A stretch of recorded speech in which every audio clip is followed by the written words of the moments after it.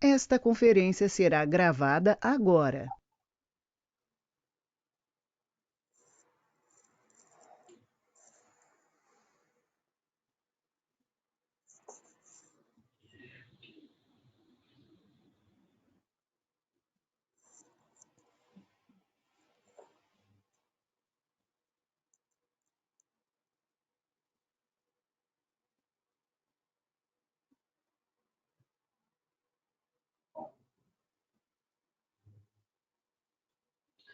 Então vamos lá, gente. Vou começar, senão vai atrasar muita coisa. Então, boa noite a todos. Eu sou Ana Luísa, médica nuclear da DIMEM, tanto do Hospital Lefort quanto da DIMEM Vila Mariana, daqui de São Paulo. E hoje, para ilustrar o Outubro Rosa, a gente vai falar um pouquinho de câncer de mama com o Dr. Ângelo. Um prazer enorme receber ele aqui com a gente. Ele é coordenador da oncologia do DASA, do Lefort da Liberdade. E falando um pouquinho do panorama atual do câncer de mama. E depois, nossa colega e meu braço direito da DIMEM, doutora Maiara, falando um pouquinho do novo radiofármaco usado em medicina nuclear para câncer de mama, que é o fluorestradiol. Então vamos lá, o Ângelo vai começar.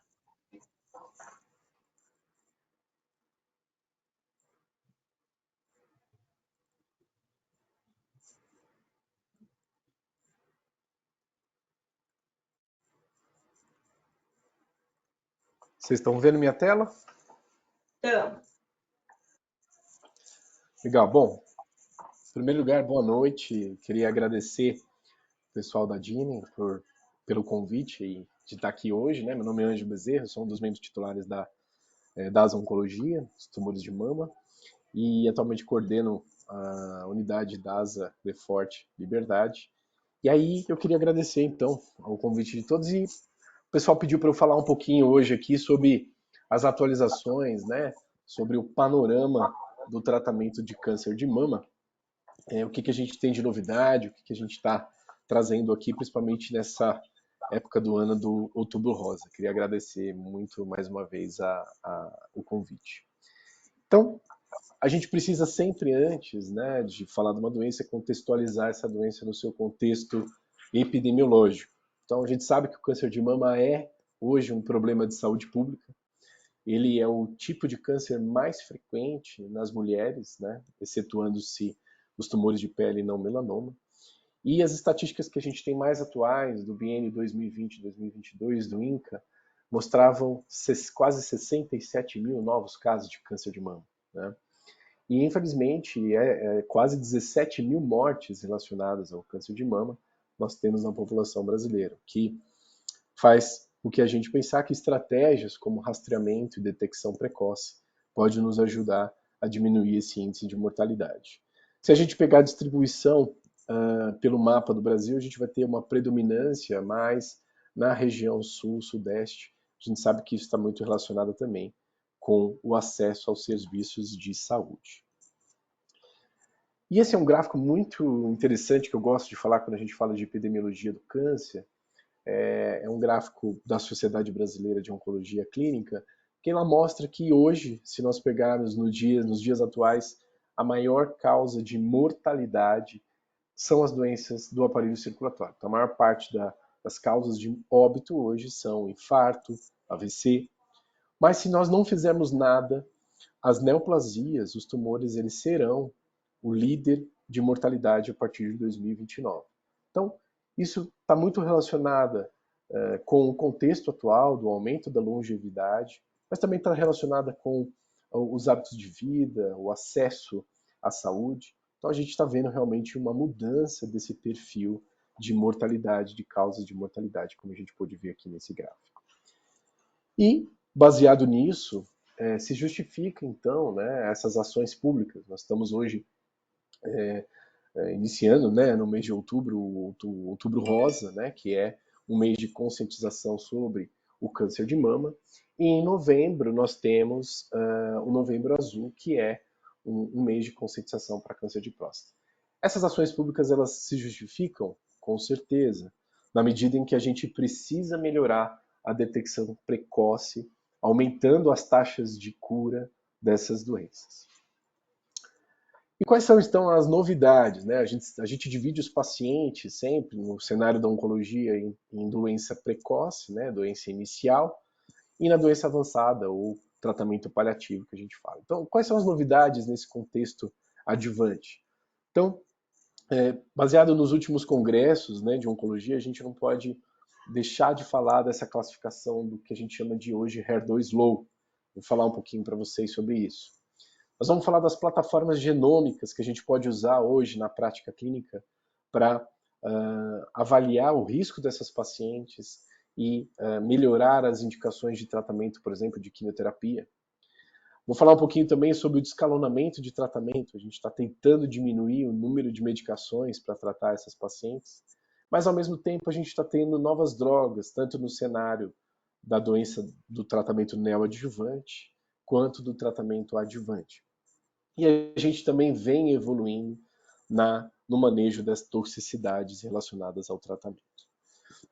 Então, para a gente colocar hoje, que é já de mais novo, acho que no que a gente pensa em câncer de mama, a gente tem que pensar, e a Mayara depois vai falar um pouquinho sobre um exame que a gente vai utilizar, baseado na classificação do câncer de mama. Então, antes da gente tratar um paciente, a gente precisa classificar, ver em qual perfil, um subtipo molecular que essa paciente se enquadra.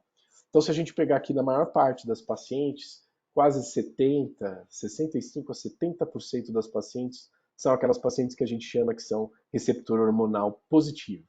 Essas pacientes, elas respondem a tratamento hormonal.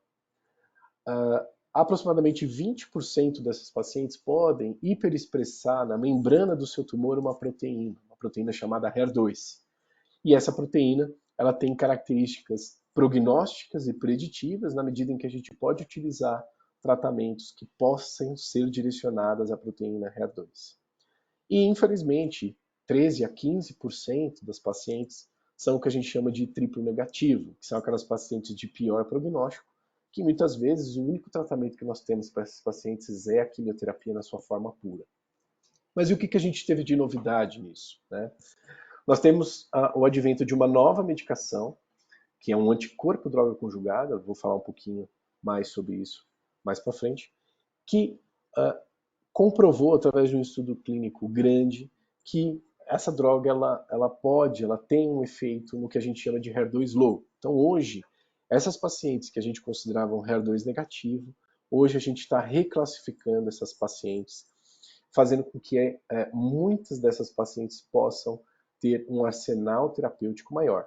É o que a gente chama hoje de HER2 low. Então, essa é uma classificação nova que nós temos dentro do contexto da patologia mamária.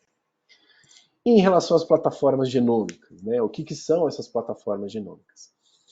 Esses são testes moleculares genômicos que nós fazemos na peça do tumor, que nos prediz o risco dessa paciente. Então, hoje nós temos no mercado, basicamente, o que a gente mais utiliza é o Oncotype DX, o MammaPrint e o EndoPredict. A gente pega o material desse tumor e a gente faz uma análise molecular predizendo o risco para essa paciente. Aí vocês vão me perguntar, mas Ângelo, mas por que isso, né? Por que isso é importante? Porque se eu tenho uma paciente com risco alto, eu indico quimioterapia. Mas se eu tenho uma paciente com risco baixo, essa paciente ela só vai tomar hormonioterapia. Eu diminuo o risco de expor essa paciente a uma quimioterapia de forma desnecessária. E essas são as ferramentas atuais que nós utilizamos. Na minha visão, a gente consegue, em determinados momentos, reduzir em 50%, 70% o tratamento de quimioterapia. Então, você imagina você dar quimioterapia para quem não precisa. Essas plataformas hoje estão esclarecendo para a gente quem de fato precisa tomar os tratamentos de quimioterapia. Aqui também, nesse cenário de extensão de hormonioterapia, então, pacientes de mais alto risco, a gente está fugindo dos 5 anos, a gente está fazendo, às vezes, 10 anos. E algumas dessas plataformas e dessas ferramentas da atualidade podem nos ajudar a decidir se essas pacientes vão tomar 5 anos ou tomar 10 anos de terapia endócrina. A gente sabe o que é importante definir quem de fato precisa, porque essas medicações também têm os seus efeitos colaterais. e impacto na qualidade de vida dessas pacientes. Uma outra novidade que nós temos, então eu trouxe aqui um estudo que a gente teve na ASCO de 2020, que foi a retirada da antraciclina na doença HER2 positiva, quando a gente está falando de um tratamento do cenário neoadjuvante, quando a gente quer diminuir a doença para operar. A antraciclina é uma droga extremamente importante para a oncologia mamária, mas ela tem os seus efeitos adversos indesejáveis, como a cardiotoxicidade e leucemia num cenário um pouco mais tardio. Então, esse estudo mostrou que para esses pacientes que têm essa hiperexpressão de HER2, a gente pode tirar a antraciclina sem ter um prejuízo no seu desfecho oncológico, e isso de fato é uma mudança de paradigma de tratamento, na medida em que a gente está diminuindo os efeitos colaterais desse tratamento. Por outro lado, nós temos incorporado em doenças em que a gente não tem além da quimioterapia, como é o caso das pacientes com câncer de mama triplo negativo, nós incorporamos a imunoterapia com a droga pembrolizumab. Então, ela foi recentemente aprovada para o tratamento neoadjuvante em associação com quimioterapia. E isso, através de um estudo clínico grande, que foi esse estudo Keynote 522, ele mostrou um aumento da resposta patológica completa. O que significa isso? Quando eu opero o tumor, na hora que eu vou retirar, eu pego a peça cirúrgica, não tem mais tumor lá. Então, a imunoterapia, nesse cenário, ela aumentou essa taxa de resposta patológica completa e, consequentemente, melhorou os desfechos oncológicos dessas pacientes. Outras drogas também estão sendo absolutamente incorporadas no cenário de adjuvância. Um exemplo são os inibidores de ciclinas. Essas são drogas que a gente utiliza no contexto da doença metastática, mas que nesse estudo clínico grande pegou pacientes de alto risco e colocou essa droga em conjunto com o tratamento hormonal. E o que se viu é que na adição dessa droga, nessa população de alto risco, nós também diminuímos o risco de recidiva da doença. Então, essa droga foi incorporada também na nossa prática clínica.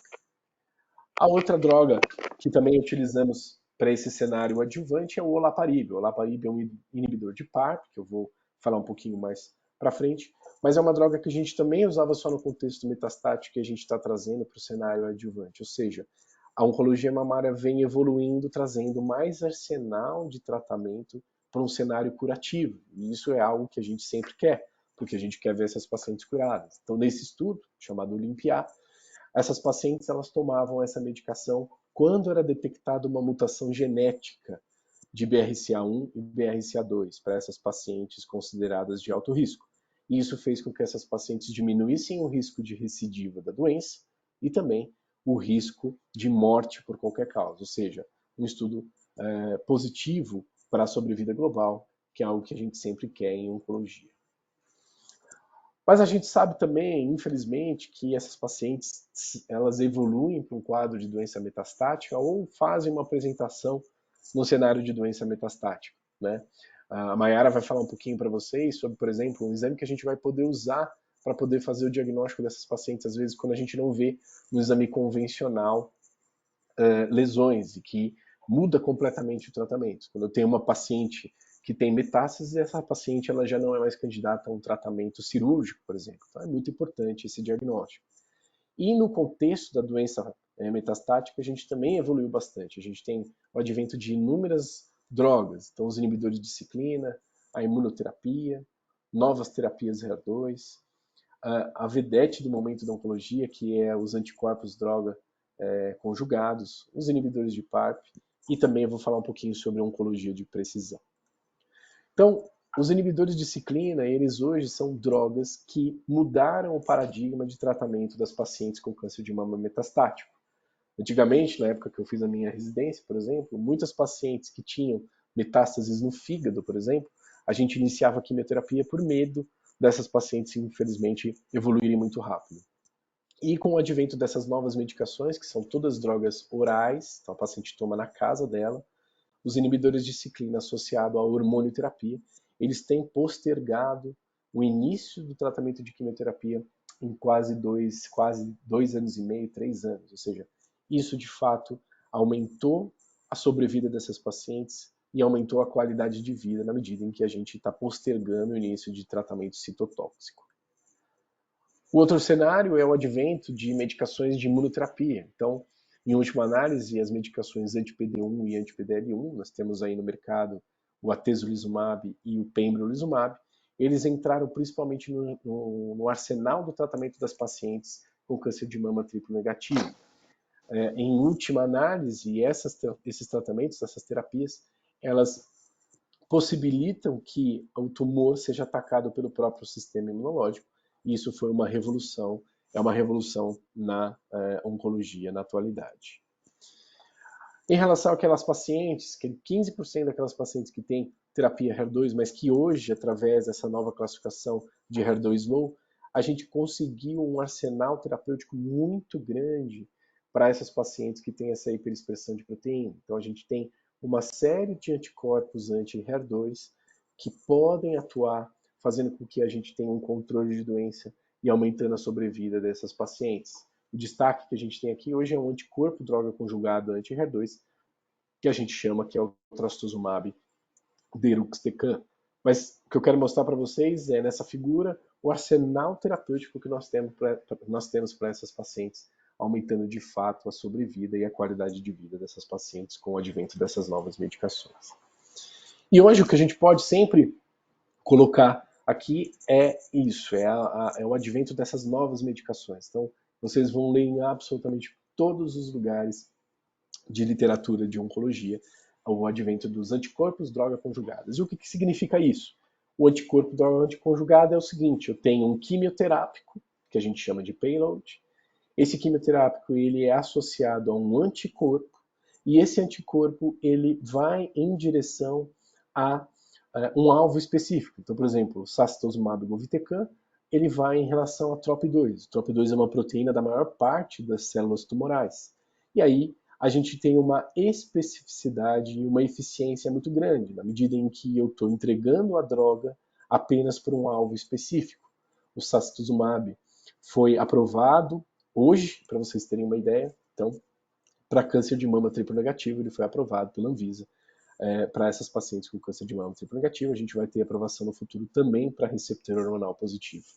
E a outra droga que vocês vão ver muito frequente é o trastuzumab deruxtecan, que ele é um anticorpo droga conjugada também, cujo alvo é o HER2. E o que se tem aqui é uma diferença em relação aos quimioterápicos, o payload. E mais uma vez, uma alta eficiência e uma alta especificidade. A gente tem taxas de resposta com o trastuzumab deruxtecan em sexta, sétima linha, da ordem de 60%. Acreditem, gente, isso é algo absolutamente inigualável na história da oncologia. Então, se eu pudesse destacar hoje a principal evolução no tratamento do câncer de mama, eu colocaria o advento dos anticorpos droga conjugados. Os inibidores de PARP nós utilizamos também como um arsenal terapêutico para pacientes que têm mutações específicas, como o gene do BRCA1 e BRCA2, e pacientes também que têm defeitos na recombinação homóloga ou defeitos, por exemplo, no dano, no dano ao DNA. Então, essas pacientes que têm essa deficiência no reparo do DNA, quando a gente utiliza essa droga, a gente tem a morte celular, é o conceito que a gente chama de letalidade sintética. Então, mais um arsenal terapêutico para essas pacientes, mais uma droga que a gente consegue usar para essas pacientes nesse cenário metastático. E a gente também avançou no manejo das toxicidades. Então, a qualidade de vida dessas pacientes elas tem melhorado muito. Então, a alopécia, por exemplo, a gente tem melhorado com a crioterapia, as tocas térmicas para diminuir o risco de alopécia. Essas pacientes, infelizmente, através de manipulações hormonais, elas podem também cursar com disfunções sexuais relacionadas, por exemplo, a ressecamento vaginal. A gente melhorou muito através das técnicas de laser vaginal. Ou seja, uma série de adventos foram desenvolvidos para que a gente consiga melhorar a qualidade de vida dessas pacientes. E, por fim, a oncologia de precisão. De fato, é o que a gente mais quer. A gente quer tratar esses pacientes de uma forma precisa e mais eficaz. Então, só para exemplificar aqui para vocês, a gente tem feito atualmente para pacientes politratados a pesquisa de mutações somáticas. Então, eu pego o tumor e tento ver alguma mutação em driver, que a gente fala, em que eu possa utilizar uma droga específica. Então, um exemplo, por exemplo, são as mutações de PI3K, que a gente fala que a gente pesquisa em câncer de mama metastático, e eu tenho uma droga atualmente que ela é via oral, que essas pacientes podem tomar em casa e a gente tem eficiência. Ou seja, através dessa mutação, eu tenho uma droga-alvo que pode atuar numa mutação específica que esteja relacionada a carcinogênese. Outro advento importante, que eu acho que é o futuro, de fato, muitos estudos clínicos sendo desenvolvidos nisso, é a pesquisa de CTC, são as células tumorais circulantes. O uso dessa tecnologia, ele pode ser utilizado, por exemplo, para a indicação de tratamento adjuvante de quimioterapia, mas também como resposta ao tratamento na doença metastática, em que eu posso fazer a detecção dessas células e saber se esse paciente está respondendo ou não. Uma outra forma da gente ver o tumor é o DNA tumoral circulante, que eu ainda vejo partículas ainda menores, né, informações ainda menores desses pacientes. Ou seja, a gente vem evoluindo muito também nessas técnicas de detecção de resposta e também de resquícios tumorais para que a gente possa ter essas decisões terapêuticas também. Mas, para finalizar, eu costumo dizer, e eu sempre que eu vou dar uma aula relacionada a câncer de mama, eu digo que a mais alta tecnologia está sempre em nós. A gente precisa sempre fortalecer a relação médico-paciente, as nossas relações com os pacientes, com os colegas, de modo que a gente possa melhorar o cuidado dessas pacientes. Então, a gente nunca pode esquecer que a maior tecnologia está na nossa fala, está em como a gente lida com esses pacientes, como a gente recebe esses pacientes. Na minha visão, é a mais alta tecnologia que nós temos e está ao nosso alcance, né? Então, era isso que eu tinha para falar para vocês hoje. Queria agradecer aí mais uma vez o convite e convidar a minha colega aí, a Mayara, para seguir com a programação. Obrigado, gente. Obrigada, Ângelo, pela excelente explanação. A gente fica muito feliz em saber que tem um tanto de coisa nova aí para fazer para esses pacientes, tanto no cenário inicial quanto metastáticas, né? E agora a gente vai falar um pouquinho da parte de medicina nuclear, da imagem nova aí que a gente tem para câncer de mama. E depois da aula da Mayara, discutir um pouquinho sobre os dois lados, tanto da parte oncológica quanto da parte da imagem. Maravilha. Bom, pessoal, boa noite a todos. Muito obrigada, Edmem, pela oportunidade. Obrigado, Ângelo, pela parceria. Vocês estão me ouvindo bem? Estão vendo a tela? Sim. Eu já peço desculpas, porque aqui onde eu moro, até às 9 da noite, é barulho de tudo que vocês imaginarem. Eu estou com um fone de ouvido aqui para minimizar isso, mas tem bastante barulho, viu? Bom, vamos lá, então. Deixa eu só... Bom, pessoal, então hoje eu vou falar sobre fluoroestradiol, né, PET-CT. Para quem não me conhece, eu sou médica nuclear da DIMEM há 5 anos. Tá? Bom, então, o que tem atualmente, né? Antes da gente falar do novo, é bom a gente relembrar o que a gente tem atualmente de disponível na medicina nuclear. Então, a boa e velha cintilografia óssea, né, muito conhecida nossa. A cintilografia óssea é um exame específico para avaliação de metástase óssea, né, em alguns tipos de câncer. Então, um deles é o câncer de mama e está amplamente disponível no serviço de medicina nuclear no Brasil inteiro. Então, o radiofármaco que a gente usa para fazer o exame, ele é específico para avaliação óssea.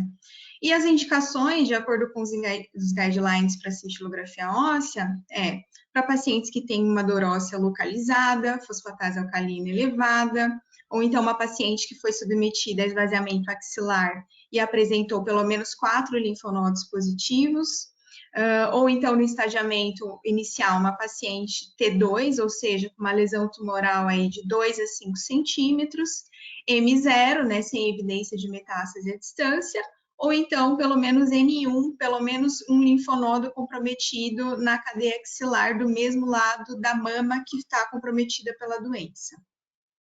O exame também é indicado para pacientes que têm doença recorrente, né, ou estadio 4, então aí já tem uma evidência de metástase à distância, e principalmente para avaliação de resposta à terapia. Então, se uma paciente está sendo submetida à quimioterapia, recomenda-se que esse exame seja feito a cada 4 ciclos, ou então, se a paciente está fazendo tratamento hormonal, a cada 4 ou 6 meses. O outro exame também amplamente conhecido é o PET-CT oncológico com FDG. Então, esse nas grandes cidades, né, ele está com maior disponibilidade, a gente faz bastante aqui em São Paulo diariamente. E é um exame que está indicado também no estadiamento inicial, especialmente para os pacientes com doença localmente avançada. Então, doença localmente avançada é aquela em que a lesão na mama já alcançou a parede torácica ou a pele. Também é indicado para avaliação de resposta a tratamento, suspeita de recidiva.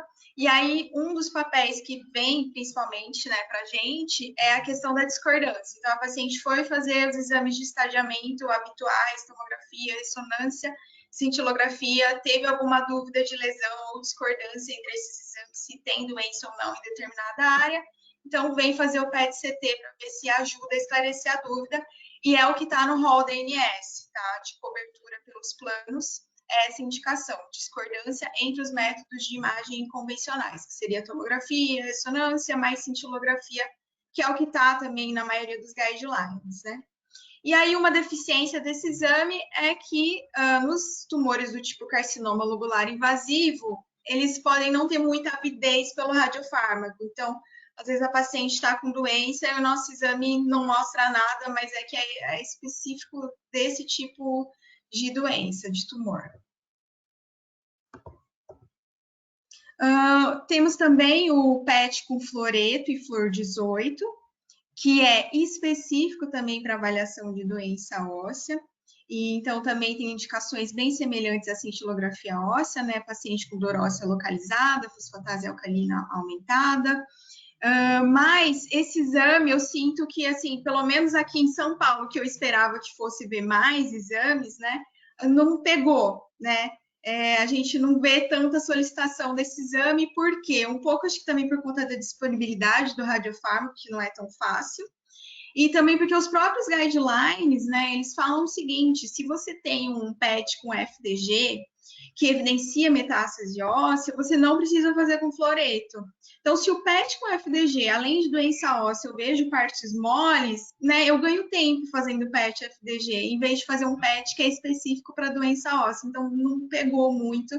Raramente, acho que aqui em São Paulo, a gente recebeu talvez um pedido, não tenho visto na rotina mesmo. E agora, então, a gente vai falar sobre o fluoestradiol com flúor 18, que é específico para pacientes com câncer de mama.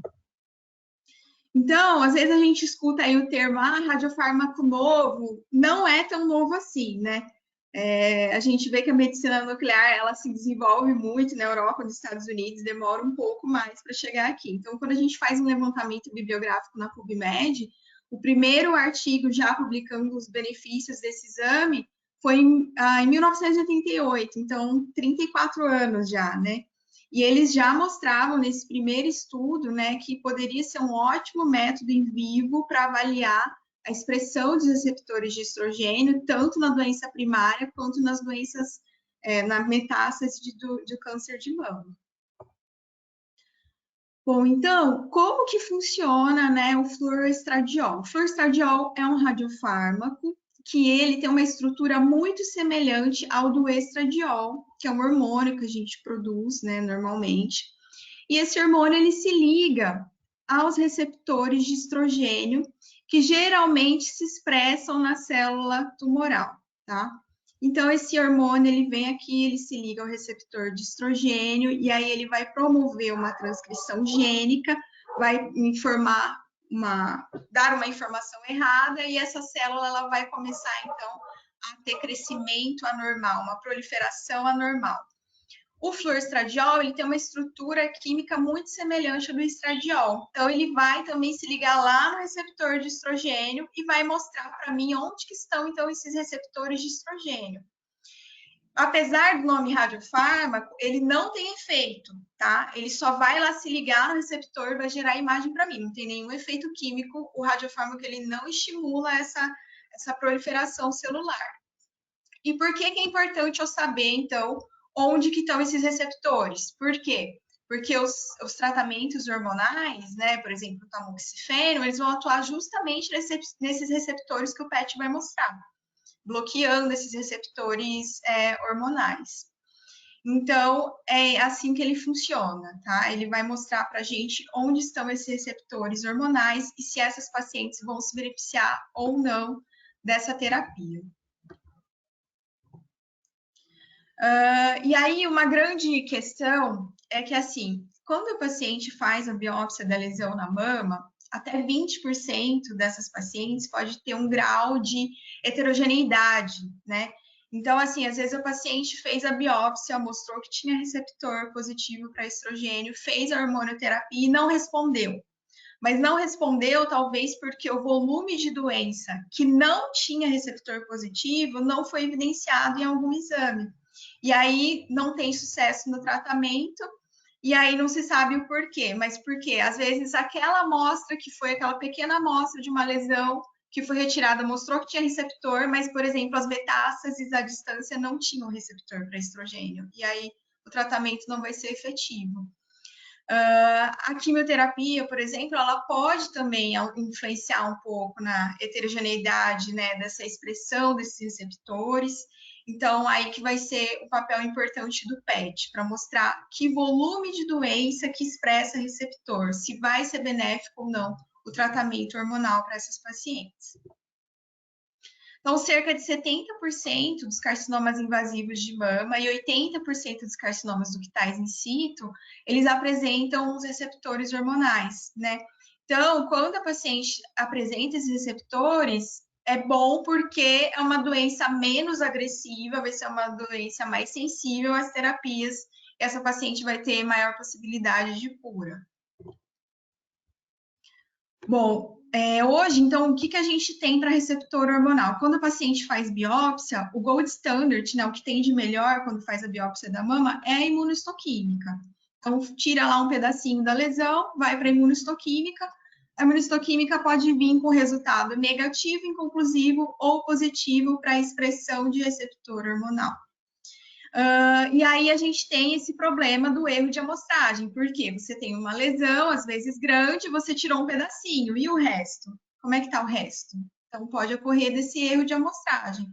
Às vezes, aquele pedacinho não tinha receptor, aí você não vai fazer o tratamento hormonal, mas o resto da doença metastática tinha receptor, mas não foi biopsiado, e aí a gente não sabe. Então, esse é um problema. O FDG, que é o radiofármaco mais utilizado para o PET-CT oncológico hoje em dia, ele não é específico para receptor de estrogênio. Então, por isso que a gente vai começar agora, né, se Deus quiser, a utilizar bastante o fluorestradiol para ajudar essas pacientes, porque ele sim é específico para esses receptores de estrogênio.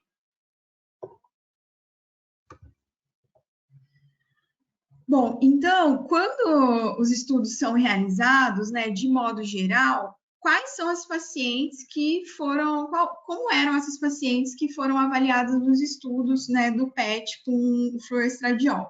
Então, eram pacientes que tinham doença localmente avançada, então era uma doença da mama que se estendia para a parede torácica ou para a pele.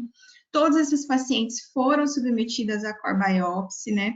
E depois dessa biópsia, então, foi confirmada que tinha expressão do receptor hormonal pela imunohistoquímica.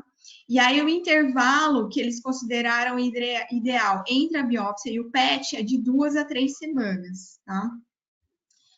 E aí, todos os pacientes, então, eles sempre comparavam o PET-FDG oncológico padrão com o fluorestradiol. E aí, o intervalo entre esses PETs varia entre os estudos, tá? De 24 horas até uma semana. Quando a gente, então, recebe um pedido médico de fluorestradiol para PET, exige um preparo, né, na maioria dos PETs. Por exemplo, no PET-CT oncológico com FDG, a gente exige dieta, pobre em carboidrato, jejum. Clofurstradiol é bem mais tranquilo, tá? O que eles recomendam? Apenas descartar a possibilidade de gravidez dessa paciente, para a gente não expor ela à radiação. Hidratação abundante. E se for uma paciente que amamenta, aí a gente tem que orientar ela, olha, você não vai poder amamentar seu filho 24 horas depois do exame, então faça uma reserva de leite, né, congele, para se for no caso de amamentação exclusiva. Bom, os protocolos, eles recomendam uma dose do fluorestradiol em média de 5 mg/rs, tá? Mas pode variar de 3 a 6 mg/rs, que é a unidade de radiação, mais um flush de soro fisiológico. E aí esse paciente vai permanecer em repouso, num lugar tranquilo, né? Lá na clínica a gente tem os boxes, os pacientes ficam separadinhos, cada um num box de repouso deitados. Em média, se recomenda um repouso de 60 minutos, tá? Mas varia bastante entre os artigos de 45 a 90 minutos. A média, 60 minutos de repouso, que é bem semelhante ao que a gente já faz com o PET-CT oncológico com FDG. Então, primeiro a gente vai adquirir as imagens da tomografia e depois a do PET. E aí, essas imagens do PET recomendam-se que sejam feitas de 3 a 5 minutos por FOV, ou seja, por segmento. Então, no PET-CT oncológico com FDG, atualmente nos equipamentos mais novos, que é o que a gente tem na clínica, esse paciente leva, em média, 10 a 15 minutos, dependendo da altura dele, né? No caso do fluorestradiol, como é uma dose menor também de material radioativo, esse exame ele vai levar um tempo maior, em média, no mínimo 3 vezes mais. Então, no mínimo 30 minutos o paciente vai ficar no equipamento. Bom, aqui, só para exemplificar, né, que a gente tem o PET oncológico padrão, com a FDG, e aqui com o fluorestradiol, então a gente já viu uma diferença na biodistribuição normal desse radiofármaco, né? O FDG tem uma captação bem importante cerebral, no FES a gente não vê nada de cérebro, né? Outra mudança importante é o fígado, que aqui tem muita expressão do radiofármaco no fígado, no FDG tem um pouco menos. E aí, quando o médico recebe, então, essa imagem, existe um score, né, para a gente interpretar essas lesões. Esse score, ele foi feito correlacionado com o RED score. Esse score aqui, ele é utilizado na imunistoquímica, né? Então, eles vão quantificar o grau de coloração de células ali na biópsia, para dizer o quanto que aquelas células expressam o receptor hormonal. Então, os estudos associaram esse score da imunistoquímica com os achados do PET, e aí criaram essa classificação aqui para a gente interpretar os exames. Então, os pacientes seriam classificados como grau 1, quando não tem captação nenhuma do fluorestradiol. Grau 2, quando essa captação é menor que o pool mediastinal. Grau 3, quando essa captação é semelhante ao pool mediastinal. Ou grau 4, quando aí é uma lesão bem definida, quando essa captação é maior que o pool mediastinal ou semelhante ao fígado. Tá? Bom, e aí, quando é feita uma análise estatística, eles observaram que não tem correlação significativa entre o SUV, tá?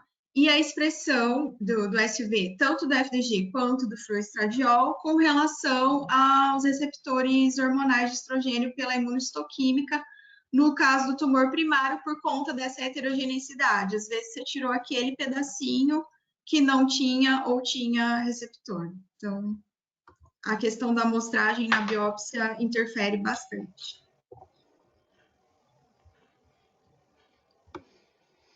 Bom, então, para diferenciar aqui, quais são as principais diferenças entre os dois radiofármacos? Então, o FDG, PET-CT oncológico padrão, ele tem uma maior sensibilidade. A gente vai ver muito mais lesões, tá? Ele detecta mais lesões. O fluorestradiol, ao contrário, ele é mais específico. Então, o que acontece? O fluorestradiol, ele não concentra em áreas inflamatórias, que é um problema que a gente tem no FDG, né? Principalmente se esse paciente foi submetido a um tratamento recente, como, por exemplo, uma radioterapia, E aí o paciente vem, às vezes a gente não sabe se aquilo é resto de doença, se é inflamatório. O fluoroestradiol não temos esse problema, tá? Os estudos mostram, confirmados por biópsia, que as áreas inflamatórias, elas não concentram FES, tá? Então ele é muito mais específico. Então, os resultados também mostram alta especificidade, né, quase, na maioria, quase 100%, e alto valor preditivo positivo, quase 100%. E significa o quê? Se concentrou o fluoroestradiol em área que não é fisiológica do radiofármaco, eu posso dizer quase com 100% de certeza que aquilo é doença. Bom, o uso clínico, então, né? Por que a gente vai usar, então, FES? Por que ele é importante? Principalmente, que nem eu falei, para diferenciar o que é inflamatório, o que é lesão, que às vezes é muito difícil com o FDG, porque o FDG, ele concentra bastante também em área inflamatória. E também para avaliar locais de biópsia. Então, mais uma vez, se você tem incerteza, né, se aquilo é uma lesão ou não, por exemplo, uma lesão cerebral, que é muito difícil, uma área difícil de você fazer biópsia, ficou incerto, com PET, ressonância, você pode, então, fazer o fluoroestradiol para ajudar a avaliar essa lesão. E também, principalmente, para avaliar volume de doença, principalmente a questão metastática, né? Que você não vai conseguir biopsiar tudo, então você consegue determinar o volume de doença que é sensível, que tem receptor de estrogênio, que vai ser sensível à terapia hormonal.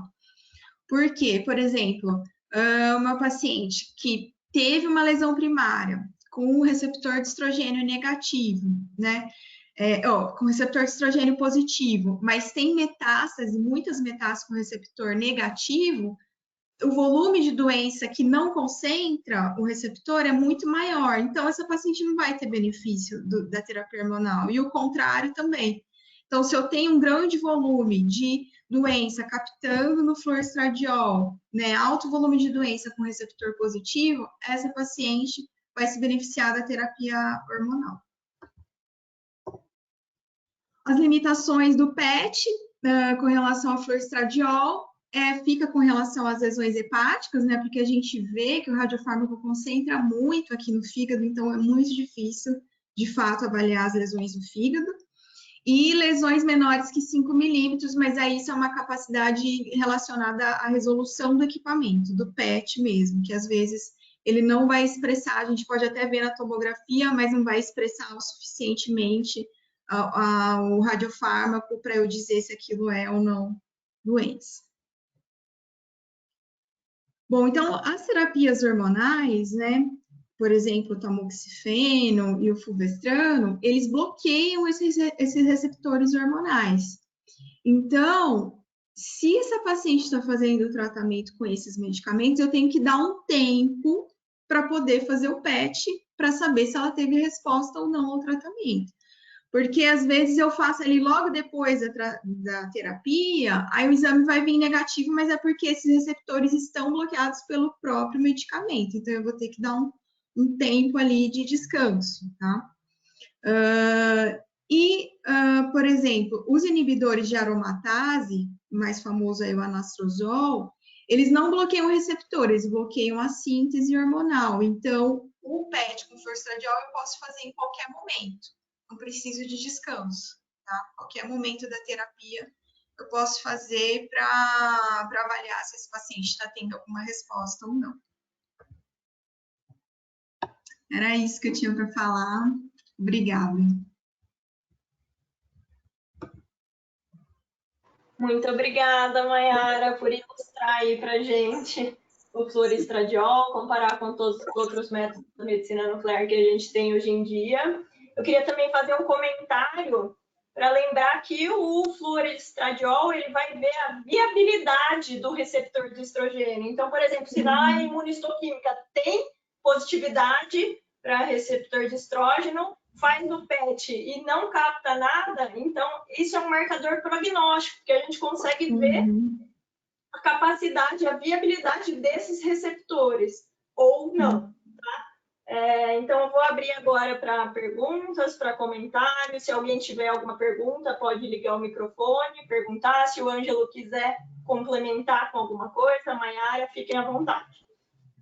Eu, eu quero complementar com perguntas, porque eu aprendi muito aqui nessa aula da Mayara aí. Na realidade, Mayara, eu queria só orientação sua em relação ao preparo. Então, por exemplo, essas pacientes que estão em uso de tamoxifeno ou fulvestrante, qual que é o intervalo seguro que a gente tem que dar para poder pedir esse exame? E a minha outra pergunta é em relação à resposta terapêutica, né? Então, vocês falaram, por exemplo, quando a paciente está bloqueada, você vai ter ausência lá da expressão, né, do radiofármaco. Mas e quando a paciente, por exemplo, está tendo resposta? Vocês utilizam de fato igual é com o FDG, que é o SUV? Como que é esses padrões de resposta pelo laudo que a gente vai ter com o PET-FES? Eu esqueci de comentar. Sim, o washout, o intervalo mínimo lá para você esperar o washout dessas terapias hormonais é de 6 a 8 semanas. Então, a paciente fez, tem que esperar de submeter ao tratamento hormonal, tem que esperar de 6 a 8 semanas para poder fazer o PET com o fluoroestradiol, tá? E aí a gente vai usar aqueles critérios do score que eu mostrei, né? Vai avaliar se tem a captação menor, igual ou mais que o pool mediastinal. Tem alguns artigos também que falam que você olhar o SUV de até 1,5. Acima de 1,5 geralmente está relacionado com um resquício de doença. Tá. Agora, mas assim, aí quando vem o laudo, vocês falam, Sim, né? A gente resposta descreve. terapêutica. Isso. Tá. A gente vai descrever, por exemplo, é menor que o pool mediastinal, provável resposta ao tratamento. Ah, interessante. Eu tive uma paciente recente, tá? Então, só para exemplificar aqui para vocês. É, ela é uma paciente que tinha um tumor lobular metastático para bexiga. E eu só consegui descobrir a doença dela porque eu fiz uma cistoscopia e aí foi aí que a gente conseguiu ver. Então, nos exames de estadiamento convencional, eu fiz absolutamente tudo, eu não vi a doença. E no desespero, a gente acabou começando o tratamento hormonal. E aí foi quando aprovou o FES, né? E aí eu pedi o exame. E o exame foi bom para mim, por quê? Porque o tratamento hormonal que eu estou fazendo para ela é fulvestrante com inibidor de ciclina. E aí eu tive a resposta pelo FES, não, eu tive uma resposta de que de fato ela estava bloqueada, porque aí ele não fez nada, né? Então ele não aparecia nada. Então foi bom para mim em saber que de fato ela estava bloqueada. Então é muito interessante o exame nesse sentido, né? E é Sim. bem bacana, bem legal mesmo. Existe alguma coisa de preparo, por exemplo, de diurético após? Como é que funciona isso, Mayara? Então, a eliminação fisiológica é principalmente intestinal, né? Tá. No FDG a gente vê mais, a gente vê intestinal também, mas vê muito urinária, né? Aí Uhum. pode acontecer sim, porque assim, a concentração de trato urinário, ela vai diminuindo com o passar do tempo. Pode ser sim que a gente possa fazer, por exemplo, depois de 120 minutos de injeção, uma imagem tardia complementar, se a gente achar que a urina está atrapalhando, tá? Mas ela tem menos excreção urinária do que o FDG. Mas se precisar, a gente faz. Faz a primeira imagem com 60 minutos. Se o objetivo é avaliar a bexiga, ou se a gente achar que está atrapalhando a urina, a gente faz uma imagem, pode ser feita até de 120 minutos após a administração de um diurético. Daí a gente usa a furosemida endovenosa. Ótimo, legal.